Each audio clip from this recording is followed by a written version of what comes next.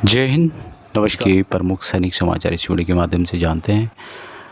पूरी जानकारी के लिए छोटा सा वीडियो का अंत देखिएगा। चैनल को सब्सक्राइब नहीं किया है तो कर सकते हैं। आपको इस तरह के अपडेट बहुत समय कंटिन्यू मिलते रहेंगे। तो पहली खबर 8th पे कमीशन को लेकर के है कि 8th पे कमीशन की नहीं हो रही सुनवाई, कर्मचारी संगठन ने खटखटाया दरवाज़ा। अब यहाँ पर इनके द्वारा क्यों दरवाज़ा खटखटाना पड़ा? 8th पे कमीशन के सदस्यों, उसके अलावा अध्यक्ष और टर्म ऑफ रेफरेंस टीओआर में देरी को लेकर के कर्मचारी संगठन कई मंचों पर आवाज़ उठा चुके हैं, लेकिन कोई सुनवाई नहीं हो रही है।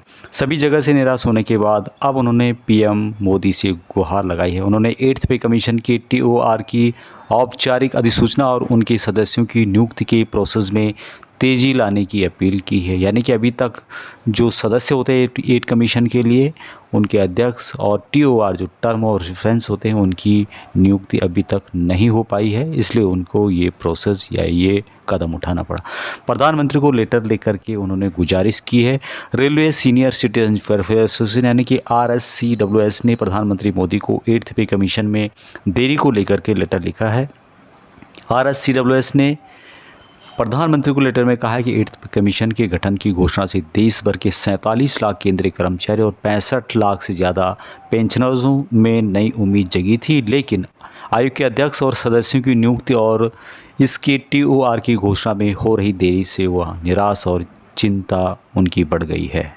डीए को लेकर के खबर है, 2026 तक 60% के पार जा सकता है केंद्रीय कर्मचारियों का महंगाई भत्ता और जो पेंशनर्स है उनका महंगाई राहत।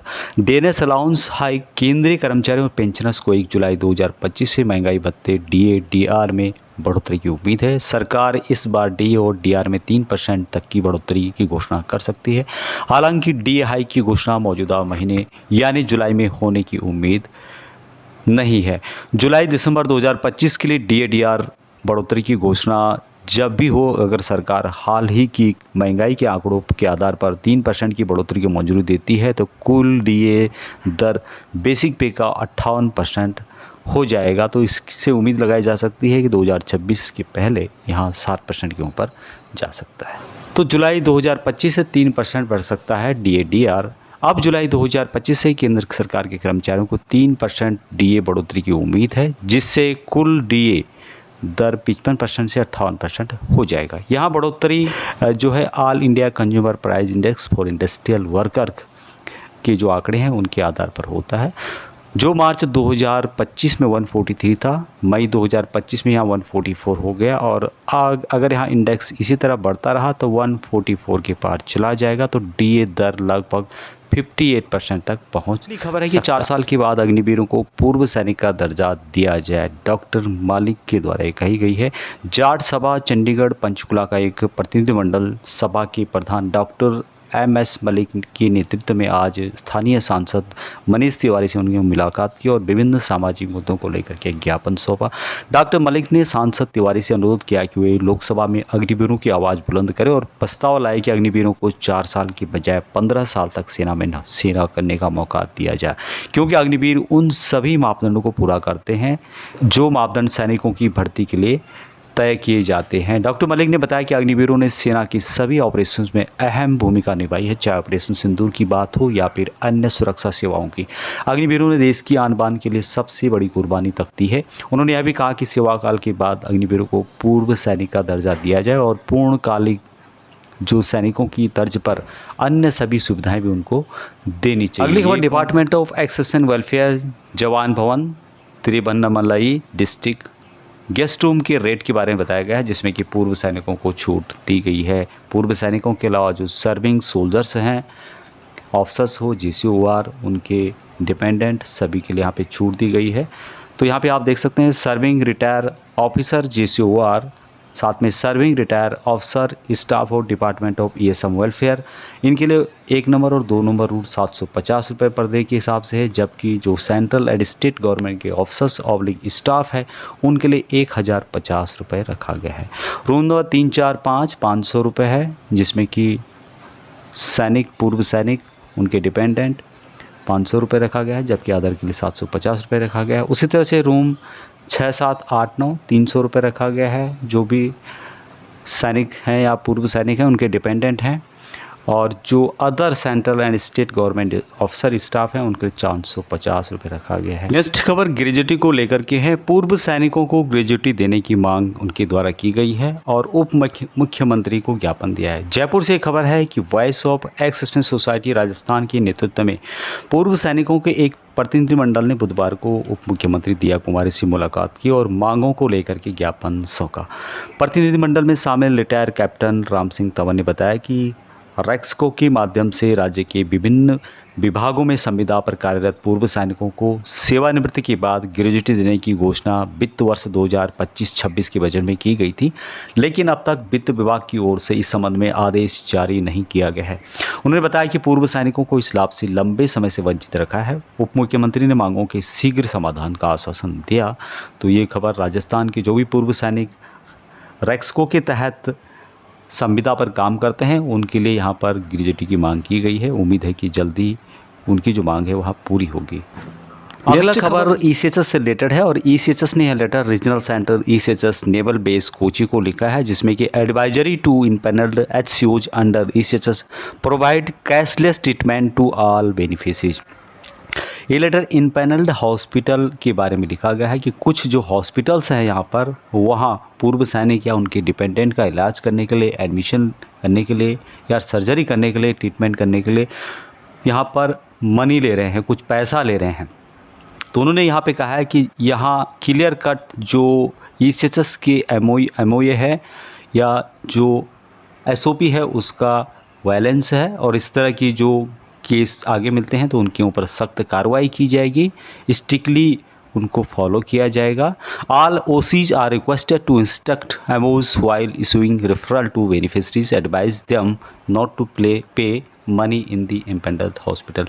तो जितने भी ओआईसी हैं जब भी वहाँ रेफरल को साइन करते हैं ईसीएचएस बेनिफिशरीज का तो उनको बताएं कि वहाँ कोई भी पैसा इम्पैनल्ड हॉस्पिटल में न दे और यदि कोई देता है तो यहाँ पर कंप्लेंट कर सकते हैं, उनके ऊपर स्ट्रिक्टली कार्रवाई की जाएगी।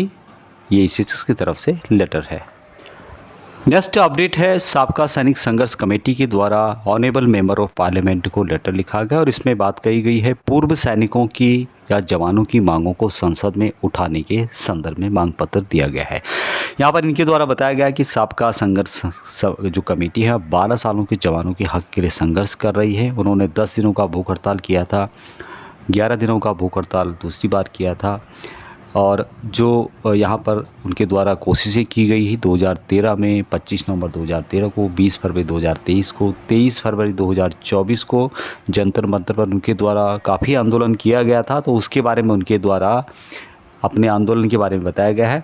उन्होंने यहाँ पर जो उनकी पहले से मांग रही है उसको दोहराया है और यदि उनकी मांगें नहीं पूरी की गई तो आंदोलन होगा और आंदोलन की डेट भी यहाँ पे बताई गई है। उन्होंने कहा कि श्रीमान पूर्व सैनिकों और जवानों की मांग है कि केंद्र सरकार जवानों के साथ हुई भेदभाव तथा पेंशन विसंगतियों के लिए माननीय सुप्रीम कोर्ट के 3 रिटायर्ड जजों की कमेटी 3 महीने के समय के लिए गठित करे और उस कमेटी की फाइनल रिपोर्ट पर जवानों को इंसाफ दे। श्रीमान पूर्व सैनिकों जवानों की इस मांग को लेकर केंद्र सरकार की कोई ऐतराज़ नहीं होना चाहिए, क्योंकि पूर्व सैनिक यहाँ दबाव नहीं डाल रहे हैं कि हमारी यहाँ मांग पूरी कर दीजिए, बल्कि हम इतनी सी बात अपनी रख रहे हैं कि माननीय सुप्रीम कोर्ट के 3 रिटायर्ड जजों की कमेटी सभी मांगों का अध्ययन करे और जो मांगे जायज़ लगे उनकी केंद्र सरकार को सिफारिश करे और केंद्र सरकार उन सिफारिशों को लागू करे। उन्होंने यहाँ बात कही है कि जो संसद सत्र अभी चल रहा है 20 जुलाई 2025 से शुरू चलने वाले विशेष सत्र में हमारी मांगों को यहाँ पर मजबूती से संसद में उठाया जाए।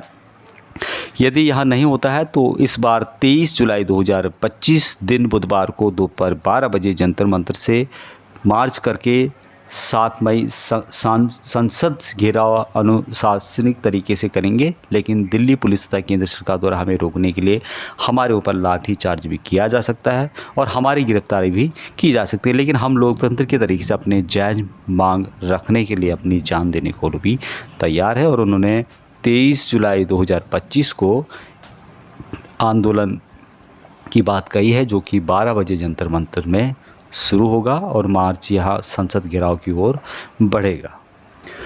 अगली खबर है दिव्यांगता आने पर देनी होगी पेंशन। यह जो ऑर्डर है वह हाई कोर्ट का है।